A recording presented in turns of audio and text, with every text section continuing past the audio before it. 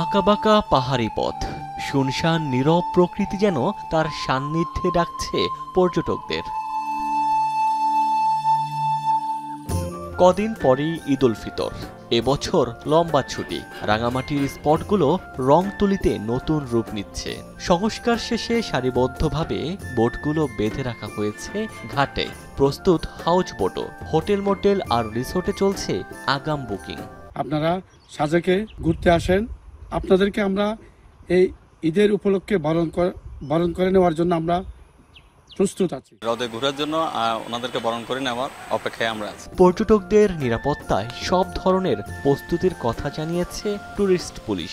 Police পোশাকের পাশাপাশি আমরা সাদা পোশাকেও নজরদারি অব্যাহত রাখবো এবং আমরা আশা করছি যে বাংলাদেশ থেকে যারা এখানে আসবে তারা স্বাচ্ছন্দ্যে তাদের ঈদ পরবর্তী সময়টা এখানে আনন্দ উপভোগ করতে পারবে।